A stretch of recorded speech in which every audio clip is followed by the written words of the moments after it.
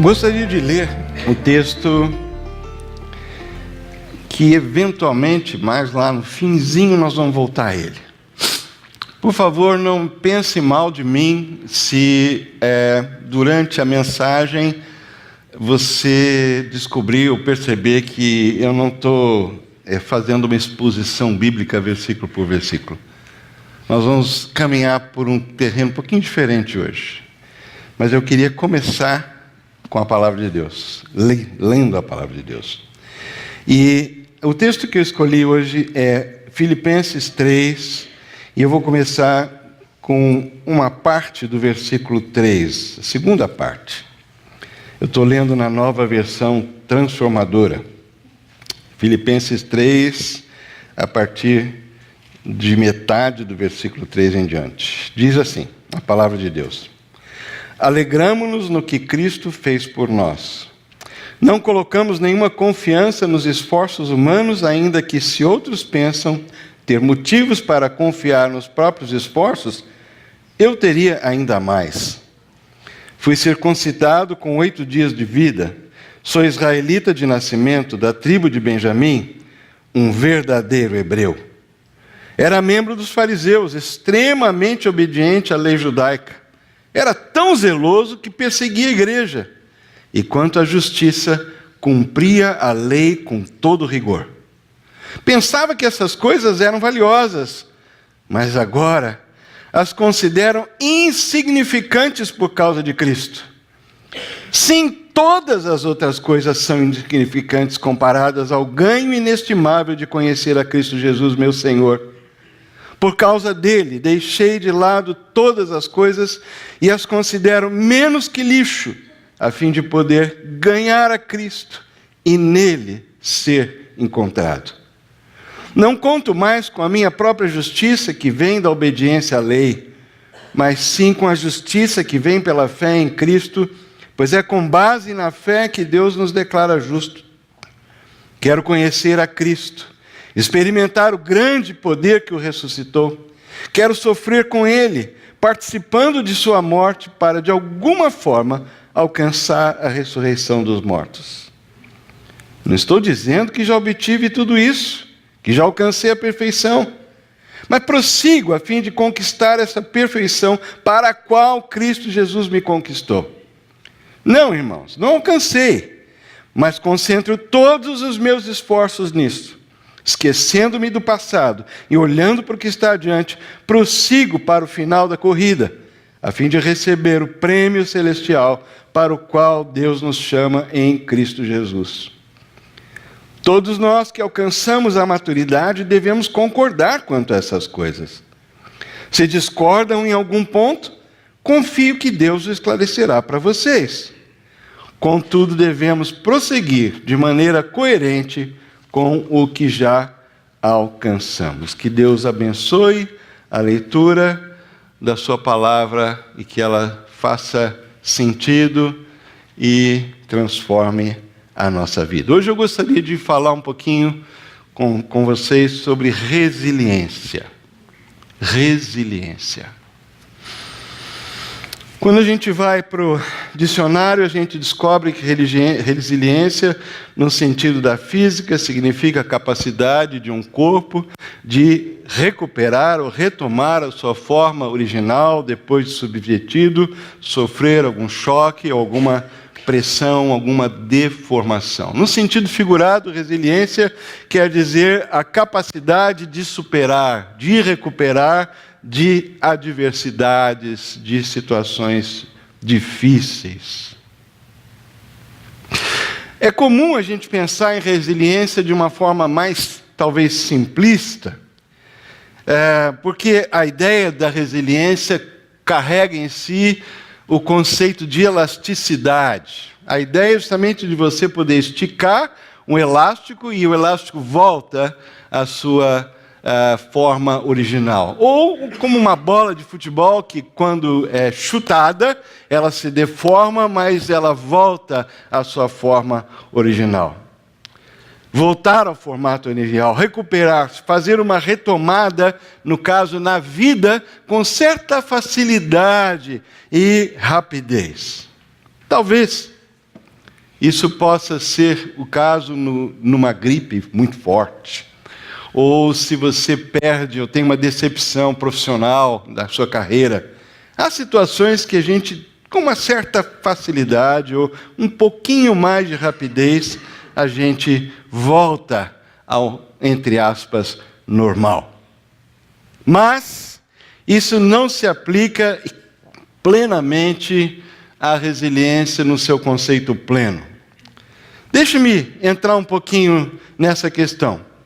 Algumas fontes crônicas mais comuns de estresse durante a infância, e vocês todos sabem disso, a gente lê, e alguns de vocês, nós temos experiência próxima e lidamos com algumas dessas questões, talvez na nossa própria vida, ou de pessoas que nós amamos, ou das nossas famílias imediatas ou estendidas.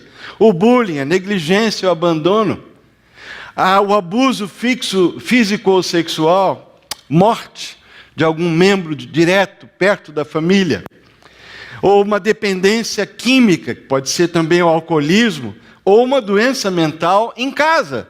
Ter alguém em casa, desde cedo, você criança, convivendo com essas situações em casa. Violência doméstica. Quando a gente pensa nesses fatores que são crônicos, porque eles estão lá o tempo todo, são problemas recorrentes que afetam a segurança, pode passar para o próximo, e o bem-estar da criança em desenvolvimento.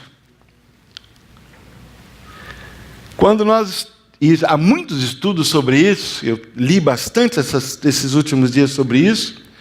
Jovens resilientes, que aprenderam a ser resilientes, que cresceram com esses fatores presentes na vida quando eles eram crianças. Então nós não estamos, no caso deles, descrevendo uma situação comum, como talvez a gente viva no dia a dia, de pequenos momentos de retomada. São situações crônicas. Não é uma simples questão de retomar, de resistir. No caso desses jovens que viveram essas situações crônicas quando criança, para eles, resiliência é muito mais uma batalha contínua, diária, uma maneira de abordar a vida. É diferente. E nós podemos aprender com tudo isso. O perigo, ele revela, próximo slide, uma fisiologia. A fisiologia da ameaça, do perigo. Normalmente a gente tem uma de duas reações, ou lutar ou fugir. Se quisermos pensar em termos hormonais, adrenalina e cortisol. Dylan Thomas, que é um poeta, disse o seguinte: só existe uma coisa pior do que ter uma infância infeliz. É ter uma infância feliz demais. Não sei se eu concordo plenamente com ele, mas existe um fato, é que muitos adultos, homens e mulheres, se sentem menores, prejudicados, por causa das adversidades que enfrentaram quando estavam crescendo. Imaginando a vida inteira que seriam mais felizes ou bem-sucedidos se tivessem sido criados num ambiente livre de estresse. Quero dizer hoje para vocês que não, necessariamente. Um pastor uma vez contou uma parábola dos dois irmãos. Dois irmãos cresceram numa família em que o pai, alcoólatra, abusivo e violento, estava o tempo todo presente em casa, causando muito transtorno. Os dois cresceram nesse ambiente. Um deles também cresceu, se tornou um homem abusivo, alcoólatra, dependente, complicado, complexos na vida. O outro, pelo contrário, se tornou um chefe, um pai de família, amoroso, provedor, estável, poderíamos dizer, estável para ter uma vida de sucesso, uma vida normal. Perguntados, os dois, como é que você consegue ser ou é do jeito que é? A resposta que os dois deram foi exatamente a mesma. Do jeito que meu pai era, como eu poderia ser diferente? Como eu poderia ser diferente? E essa é a pergunta que nós temos diante de nós, porque todos nós vivemos situações, e vamos viver se ainda não vivemos, e começa bem cedo para alguns, de estresse, de adversidade, de situações menos favorecidas. Aliás, o mundo é assim. E nós, como cristãos, vivendo nesse ambiente, nesse mundo, nós lidamos com isso o tempo todo. E a gente tem uma escolha: ou fugir, ou lutar. E uma das maneiras de fugir é ignorar, é fazer cara de paisagem, é ler a Bíblia como caixinha de promessa, é ler passagens como aquela: pedireis o que quiserdes e tudo será dado, e quando não é dado, a gente simplesmente deixa para lá. E não vai a fundo e pergunta: mas por quê? Por que a Bíblia tem uma palavra dessa de Jesus e nem tudo que eu quero, que eu preciso, que eu acho que eu necessitaria, eu mereço, eu recebo? Essa é a natureza do que nós estamos vivendo. Essas são as perguntas que as pessoas estão fazendo. E a gente pode ser igreja, e ter aqui todo domingo, e ter um grupo pequeno, enfim, e realmente levar Deus a sério. Mas não ir fundo nessas questões. E a gente vive uma vida de ciclos de altos e baixos, de situações não resolvidas, de faltas de respostas, e não desenvolvemos essa capacidade de perseverar, de ser resilientes na nossa fé.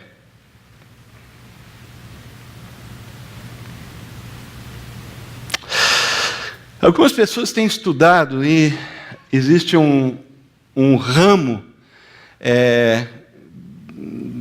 que estuda a fé como fenômeno. Uma dessas pessoas é James Fowler. Ele escreveu um livro, inclusive foi traduzido, está esgotado, Estágios da Fé, 92. Ele elenca ali vários estágios. Primeiro, a fé indiferenciada, que na realidade vai até os 2, 3 anos. Depois ele caracteriza todos esses períodos, né? Depois o período que é o segundo deles, que é o período do estágio intuitivo projetiva, a fé mítico-literal, e cada uma dentro de uma faixa de idade que às vezes é bem grande, indutivo-reflexiva, fé conjuntiva, e, finalmente, a fé universalizante. É um estudo que ele fez, aprofundou, baseado em Piaget, Kohlenberg e outros autores. Muito interessante. E uma grande parte dos estudos, tanto do mundo do reino animal, quanto de humanos, demonstra que a gente ser exposto a esses estressores de uma maneira intermitente, ou seja, de vez em quando vem a pressão, ela volta. Assim como, por exemplo, exercícios aeróbicos ou tomar banho frio, gelado no inverno. Então, coisas desse tipo, né? Quando a gente se submete ou passa por situações que exigem reação da nossa parte, isso de uma forma regular, normalmente, fisiologicamente, isso produz pessoas mais fortes, mais resistentes. Isso é fato. São pessoas que se tornam menos suscetíveis a ficar assim apavorados ou desesperados ou perdidos quando encontram dificuldades na vida. Ou pessoas que aprendem a lidar com essas duas reações, fugir ou lutar. E por que é isso?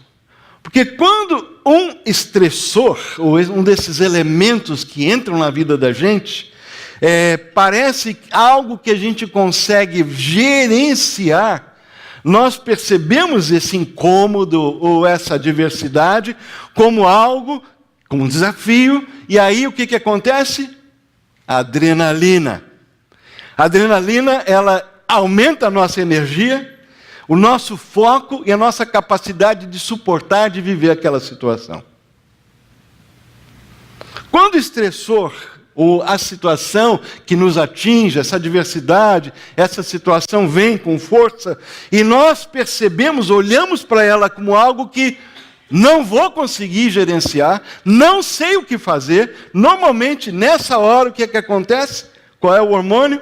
O hormônio é o cortisol. Os níveis de cortisol sobem, suprimindo o nosso sistema de imunidade e nos tornando pessoas mais vulneráveis a doenças. É assim que o nosso corpo funciona. E quando a gente estuda tudo isso, a gente tem que fazer a pergunta agora, voltando para o nosso campo, né? Como seguidores de Jesus e cristãos, como é que... E a gente tem uma preocupação muito grande com as novas gerações aqui, impressionante. A gente realmente tem se preocupado e tem investido no nosso programa como comunidade, como igreja, com as novas gerações. Todos eles, desde que nascem. Nós somos parceiros uns dos outros, todos somos pais, avós, somos parceiros, pelo menos a maioria, uns dos outros, e queremos que os nossos filhos cresçam resilientes. Pessoas que vão enfrentar, e a coisa está ficando cada vez mais difícil, não é verdade? Então, como é que o ensino bíblico é importante? O que ele tem a ver nesses diferentes estágios de idade, e a gente poderia acrescentar aí de desenvolvimento espiritual? E eu coloquei 3 dessa região da vida, esse estágio da vida mais vulnerável, formativo, que são as crianças menores, que precisam aprender histórias e fatos básicos num ambiente que seja seguro e que haja nutrição. Elas sejam alimentadas num ambiente seguro. Quando a gente fala de adolescentes, eles sim necessitam ainda desse ambiente seguro, mas eles estão desenvolvendo a sua identidade. Para eles o senso de pertencimento é muito importante. Precisam sentir que fazem parte de alguma coisa que tem valor, né? E, principalmente, eles precisam de um lugar seguro para questionar e experimentar. Quando eu digo experimentar, não estou dizendo no sentido absoluto, obviamente. Mas experimentar a sua fé, experimentar os seus pensamentos, experimentar as suas convicções. Os adolescentes precisam de um espaço em casa e na igreja, onde eles estão, aqueles que trabalham com adolescentes sabem disso, eles precisam desse espaço seguro para questionar. E os novos na fé não são muito diferentes, os neófitos, os novos convertidos. No caso deles, os valores, as verdades que eles aprenderem nesse primeiro estágio da fé vão ser fundamentais, porque vão se tornar a base, o fundamento do que eles serão depois, nos próximos anos. E se eles realmente captarem e se solidificarem nessa fase, eles vão ser pessoas que vão transmitir esse alicerce à próxima geração. É interessante a gente pensar assim. E também temos que levar em conta que existem tipos diferentes de personalidade e interesses. Por exemplo, alguns têm paixão por questionamentos e debates. E a gente vê isso na igreja, a gente vê isso no presbitério. Há os que procuram as certezas bíblicas, enquanto outros convivem muito bem com os mistérios. Alguns querem explorar os detalhes, as minúcias da exegese, da interpretação bíblica em determinadas passagens, e vão a fundo, e vão para lá e procuram saber quais as posições. É aquilo que energiza. Outros se interessam muito mais por ganhar uma visão geral do todo. Não se interessam tanto em detalhes, mas querem ter aquela visão global. Tudo isso faz parte da nossa vida, da nossa convivência. Isso tem a ver também com a maneira como a gente encara e vive a vida e vive uns com os outros nessas situações de estresse e de adversidade. E é por isso que eu disse agora há pouco, quando a gente abre a Bíblia como se fosse uma caixinha de promessas, ou um horóscopo cristão, simplesmente abre, vamos ver o que Deus tem para mim hoje, mas não se aprofunda, não estuda, não procura entender o contexto dessas passagens, o fato de que literatura tem seu aspecto literário e cada tipo de literatura tem que ser entendida do jeito em que foi escrito.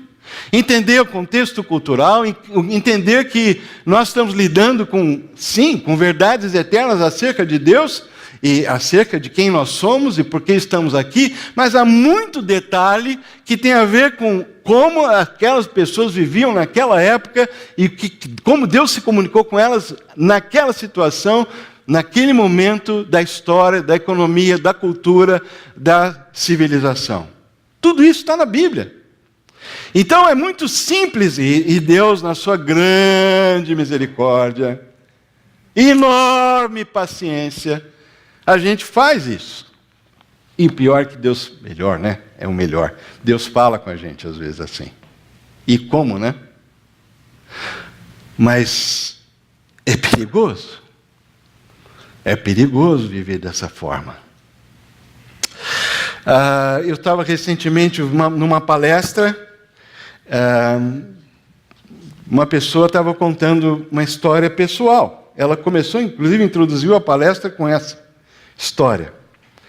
Ela disse que estava no meio, eu estava estudando, estava fazendo estudos de doutorado, quando o pai dela morreu. Era uma mulher. E ele morreu em casa, em paz, e ela ficou muito grata que ela podia estar lá com ele, viver aquele momento de uma maneira intensa, plena, até onde é possível. Foi uma morte, vamos dizer assim, uma boa morte. Mas alguns meses depois, o irmão dela ficou doente. E aí os médicos descobriram que ele estava com uma doença, uma forma de câncer terminal, muito séria, muito rara, muito virulenta, e em 2 semanas depois do diagnóstico, ele veio a falecer. Mas, ela disse, aconteceu mais aquele ano terrível. Uma tia e um tio também morreram. E mais duro de tudo, depois da morte do meu irmão, minha cunhada disse para a família que não queria mais que os filhos tivessem contato com ninguém. E ela acrescentou, e desde aquele dia nós nunca mais tive contato com os meus sobrinhos. E ela disse, em 1 ano, nós perdemos 8 membros da nossa família, seja pela morte ou por desintegração familiar. Foi um ano, de fato, de desorientação, de adversidade.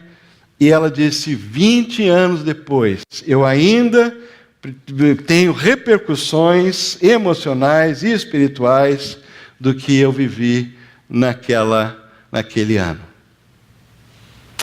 E ela acrescentou, algumas semanas antes da morte do meu pai, eu ouvi um sermão pregado na minha igreja, em João 14, 13, 14, que diz, eu farei tudo que vocês pedirem em meu nome, para que o Pai seja glorificado no Filho, no meu nome, o que vocês pedirem no meu nome, eu o farei. Então ela disse, quando meu pai, meu irmão, todo mundo ficou doente, a gente orou, todas as formas que a gente tinha, com fé na palavra de Deus, mas todos eles morreram. Ou seja, algo precisa ser compreendido aí. Quando a gente fala da palavra de Deus, a gente está falando de algo que tem que ser lidado e cuidado e manuseado com muito cuidado. Porque nós estamos lidando com uma revelação eterna de um Deus que é infinitamente maior do que tudo que nós podemos imaginar. Aliás, o Salmo 139 diz isso. Diz que nós não podemos perscrutar, sondar a profundidade de Deus. E aí Deus manda Jesus Cristo. Algo que é claro, ele faz, conforme João, o evangelista, diz no 1º capítulo, Jesus vem fazer entre nós, Emanuel, Deus conosco, a exegese de Deus. Jesus vem fazer a interpretação humana da divindade. É exatamente isso que ele vem fazer. Deus vem em carne. E quando a gente olha e lê os evangelhos e vê a vida de Jesus, a gente vê ali expresso na vida e nas palavras de Jesus, nos atos de Jesus, quem é Deus. Quem é o nosso Deus? E se você estiver lendo os evangelhos com atenção, você vai ver que Jesus Cristo sempre surpreende os seus ouvintes, aqueles que perguntam, aqueles que se aproximam, sempre. Ele sempre surpreende. Muitas vezes, continuamente, Deus está dizendo, mostrando para a gente que Ele é bem diferente do que aquilo que a gente pensava. Melhor, maior, muito mais sábio, muito mais poderoso, muito mais presente, muito mais atuante. Esse é o nosso Deus. Mas não é um Deus que eu consigo simplesmente pegar um versículo, tirar do contexto e exigir, bater na mesa e falar, eu declaro, eu exijo, está escrito aqui, o senhor tem que fazer. A gente lê, às vezes, no Antigo Testamento, aqueles diálogos que Moisés teve com Deus, e é impressionante como Deus, ele abre mão da sua autoridade, não abrindo mão, mas ele desce até o nível da nossa comunicação e tem diálogo conosco. Ele ouve os nossos pedidos, as nossas perguntas, os nossos questionamentos. Ele não fica ofendido com isso. Mas ele não deixa de ser Deus. Ele dá respostas da maneira como a gente consegue entender naquela hora. Mas ele não responde tudo. Esse é o nosso Deus. Enfim, eu não quero... Hoje não é uma aula de interpretação bíblica. Só estou dizendo que a Bíblia é um livro sério, complexo, e que a gente tem que estudar no contexto. E eu espero que no ano que vem, um dos cursos aqui seja interpretação bíblica. Como estudar a Bíblia. Acho que já está no programa, tá certo? Olha só, nós temos reações diferentes quando nós vivemos sob intensa pressão. Essa senhora que eu ouvi pessoalmente, ela disse que a mãe dela não conseguiu. Era de igreja, ia na igreja, mas não conseguiu. Perdeu a fé, abandonou a fé, simplesmente separou de qualquer contato com Deus. E foi assim até morrer. Simplesmente cortou qualquer relacionamento com nem digo com a religião, com a fé em Deus. Alguns simplesmente abandonam a fé. Outros agarram-se ainda mais às suas crenças e princípios e um fenômeno interessante, tornam-se grandes defensores de verdades absolutas, quando eles percebem que essas verdades acerca de Deus estão sendo atacadas. É uma reação que alguns têm como resultado de viverem debaixo de intensa pressão. Ainda outros sentem necessidade de questionar o que lhes foi ensinado. São pessoas que estão dispostas a explorar, a abrir mão, inclusive, de onde são, da sua tribo, do seu país, da sua classe, da comunidade religiosa, para explorar alternativas. E fazem isso de uma maneira muito sincera. E eu acho que é isso que, em alguns casos, nem todos, talvez não a maioria, buscam uma outra comunidade cristã. Espero que sejam só alguns casos assim. Alguns desses tornam-se pessoas mais altruístas, porque nessa busca eles se abrem para entender mais a situação. Esse é o estágio daquela lista do Fowler, esse é o estágio que vem do 4 para o 5. São pessoas que aprendem a viver com as tensões e os paradoxos da vida, que não é fácil. Não é fácil. A teoria do desenvolvimento da fé, ela descreve de uma maneira mais moderna, mais atualizada, o que pastores e líderes espirituais sabem há muito tempo, desde os pais do deserto, o pessoal que ficava lá, né, escrevendo, meditando na presença de Deus, que os crentes podem e devem se afastar de uma compreensão infantil da fé, que busca principalmente conforto e tranquilidade, encorajamento, em prol de uma espiritualidade mais aprofundada, mais centrada em Deus, ao invés de ser uma fé egocêntrica, o mi. Em outras palavras, quanto mais madura for a nossa fé, mais nos entregaremos à busca de Deus por Deus mesmo, em vez de buscá-lo para satisfazer as nossas próprias necessidades.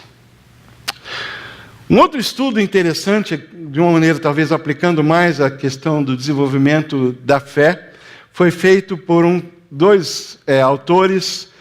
Esse eu não acho que esteja em português, A Jornada Crítica, The Critical Journey, Janet Hagberg e Robert Guelich, alguma coisa parecida. Se você falar em alemão é Guelich, se for em inglês é Guelich. Mas é interessante que eles fazem esse estudo e mostram os diferentes estágios do desenvolvimento da fé. Começa lá em cima com a conversão, quando você tem um encontro com Deus e se converte. Eu creio. Uma nova vida. Depois a fase de aprender, do discipulado. Eu estou aprendendo sobre Deus, a respeito de quem é Deus, o que é a vida cristã e tudo mais. Aí chega um momento que você quer fazer alguma coisa para Deus. Você quer servir, vai descobrir qual é seu dom, posso fazer alguma coisa? Eu quero participar, quero fazer parte. Começa a se engajar na obra de Deus, vida produtiva. E é mais ou menos nessa época, ou logo depois dessa fase, que vem o que eles chamam de o muro. O muro. Talvez a gente possa pensar em Romanos capítulo 7 aqui. É aquela realização, aquela compreensão de que eu estou fazendo tudo isso, eu estou vendo isso, mas não com aquela fé, aquele primeiro amor, daquele jeito. Eu estou me desgastando, eu estou ficando frustrado, eu estou irritado. O que mudou? Não mudou nada. Só que, na medida em que você está crescendo espiritualmente, chega um momento em que você olha no espelho e você começa a enxergar mais coisa. O famoso muro. Você vê que às vezes você está fazendo alguma coisa, servindo, doando, sei lá o quê, porque você está preocupado, no final, com a sua reputação, como que os outros vão achar e vão pensar e vão reconhecer o que você faz. O egocentrismo está lá, dissimulado. Vergonha, ambição, segurança financeira, aparência, controle, enfim. Várias coisas que estavam lá, estão lá no eu, afloram em algum momento dessa jornada. É o muro. Aí vem aquela fase em que eu faço um mergulho interior. Não, eu preciso descobrir o que está errado. Às vezes, há comunidades cristãs, e a maioria delas, elas trabalham muito bem, eu diria, nos primeiros, muito bem, tudo é relativo, né? Mas trabalham melhor nesses primeiros três círculos. A maioria das igrejas está operando aqui nesses primeiros 3 círculos. Nós também. Mas nós temos muita dificuldade, a maioria das igrejas tem muita dificuldade de operar nos outros círculos. Como é que a gente faz? Mas chega um momento em que eu tenho necessidade, porque a vida, life is hard. A vida não é mole, né? E eu estou com a língua pendurada, eu estou indo, faço isso, estou fazendo tudo certinho, e olha, ainda estou levando bordoada, eu tenho alguma coisa errada. Não tem nada errado. Mas eu começo a enxergar as coisas como elas são. E essa jornada interior é quando você vai à procura de um novo modo de se relacionar com Deus, um novo modo de se relacionar com os cristãos, um novo modo de ver a vida, de servir. Eu preciso enxergar de uma outra maneira. E, finalmente, depois desse período, vem a jornada para fora, que é justamente aquela em que você começa a viver uma fé renovada. Dando fruto, sim, mas sem aquele desespero, sem aquele constrangimento, sem, sabe, aquela ansiedade, aquele negócio que eu tenho que, o que Deus vai pensar? Não, eu passo a entender que a vida é de Deus. E os meus relacionamentos, o que eu sou, o que eu faço, se tornam coisas mais naturais, elas começam a fluir mais. É um aprendizado. Paulo disse, eu não cheguei, ninguém chegou. Mas fica claro que a direção da jornada mudou.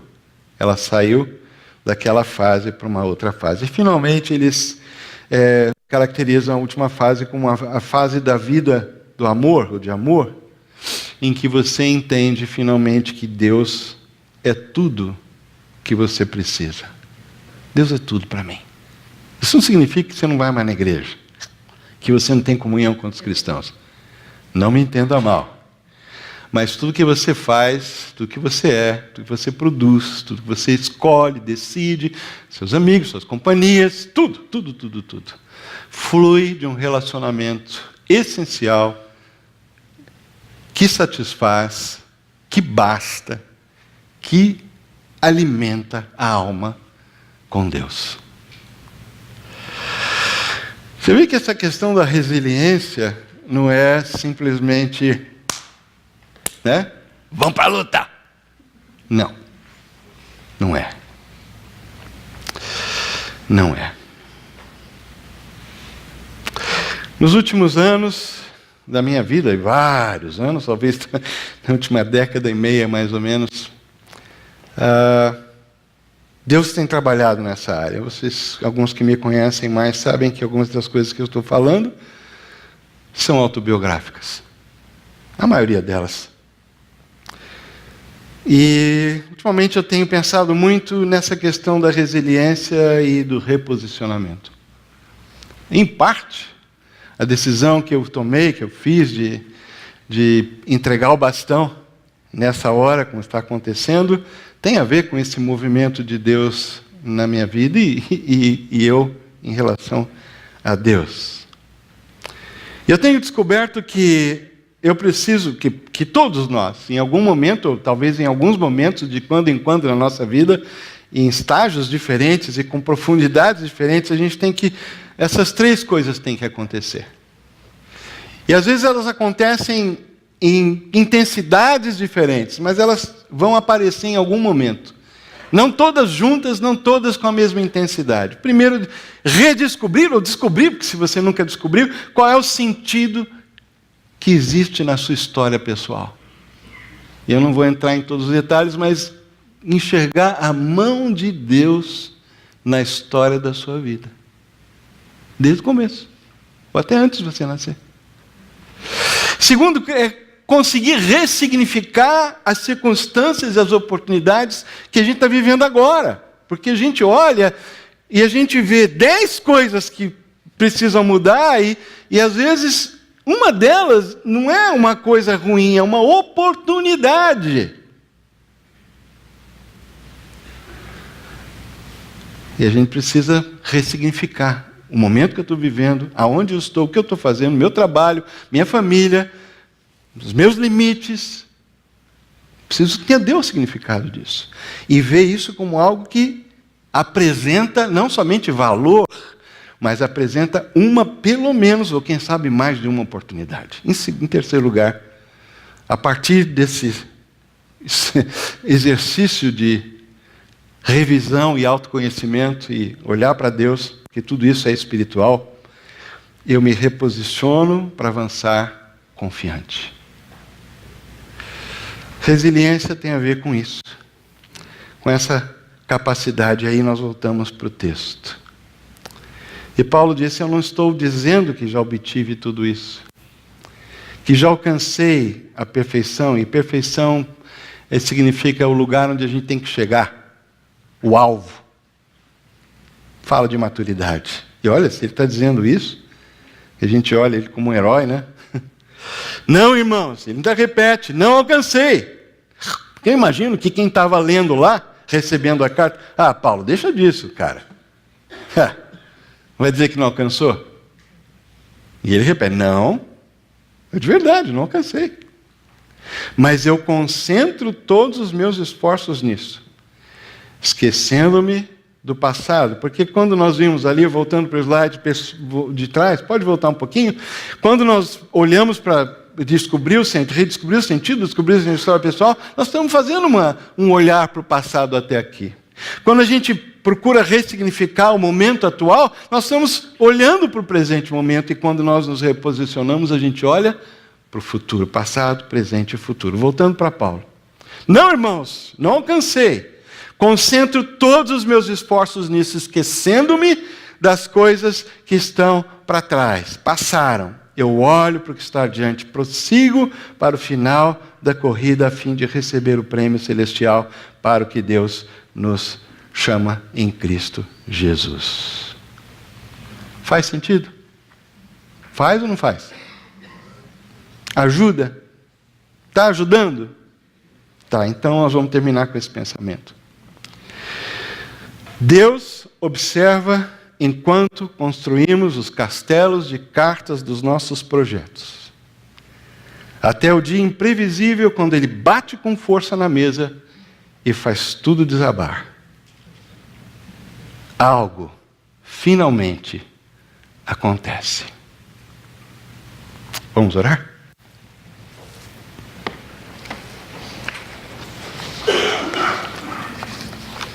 E eu não sei o momento que você está vivendo na vida, não tenho a menor ideia. Alguns aqui, talvez alguma coisinha ou outra, alguns um pouco mais, que a gente é mais amigo, anda mais perto, mas Deus sabe. E eu queria dar um momento para você orar agora, sozinho, no silêncio do seu coração, da sua alma, e diante de Deus. Esquece quem está do seu lado, esquece a sua família. Nessa hora é o seu momento na presença de Deus.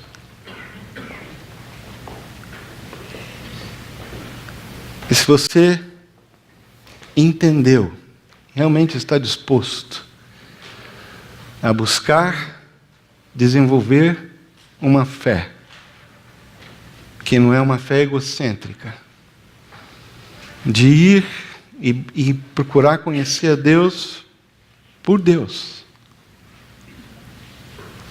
Se você se encaixou em algumas daqueles círculos ali, seu momento, e talvez você esteja parado naquele muro, coloca isso diante de Deus nessa hora. Não há nada necessariamente errado nesse processo que você está vivendo. Essa é a vida. E ela é muito boa. Muito boa. Especialmente e principalmente quando Jesus ocupa o lugar dele. Quando a gente enxerga quem Ele é e quem a gente é. Quando a gente se dobra e se curva ao Senhor.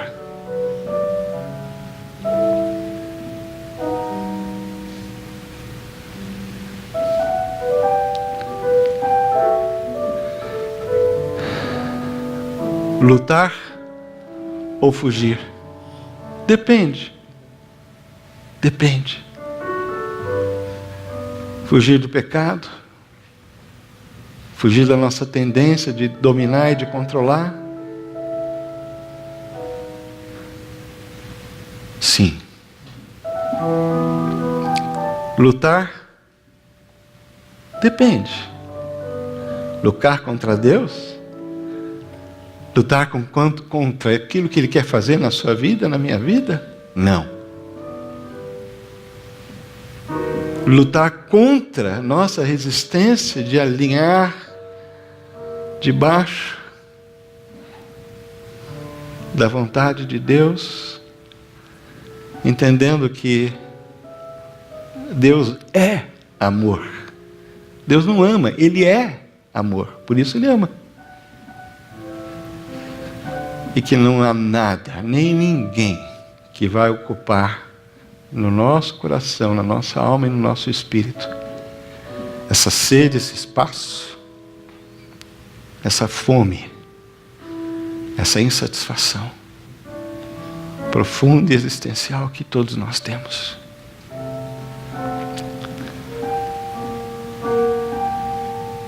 E à medida em que a gente vai aprendendo essas coisas, e eu espero que hoje você saia daqui, se já sabia, renovado nesse compromisso, mas se não,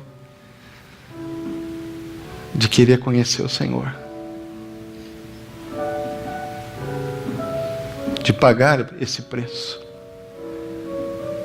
de ouvir novamente as palavras de Jesus que diz: quem quiser ser meu discípulo, negue-se a si mesmo. Tome dia a dia a sua cruz e siga-me. E Jesus disse: quem fizer disso sua prioridade, não vai se arrepender. Não vai se arrepender. Senhor, queremos crescer na fé, homens e mulheres resilientes. Queremos ser uma igreja resiliente no meio de tantas adversidades e o que está aí por vir. Queremos ser uma igreja engajada na tua missão, não por culpa, não por programa, mas porque entendemos que essa é a nossa natureza. É isso quem o Senhor é. E estamos aqui para isso, para o Senhor nos usar. O Senhor encher o nosso vaso do tesouro do Evangelho e deixar que os nossos vasos rachados, defeituosos, possam portar, possam derramar aquilo que de mais precioso existe, que é o teu amor. Ajuda-nos, Senhor, a entender isso e a parar de resistir ao que o Senhor quer fazer na nossa vida. E acolher toda vez que o Senhor bater na mesa e o castelo de cartas dos nossos sonhos e projetos ruírem. Ajuda-nos a ver isso como a tua provisão de amor. Assim nós oramos no nome de Jesus. Amém.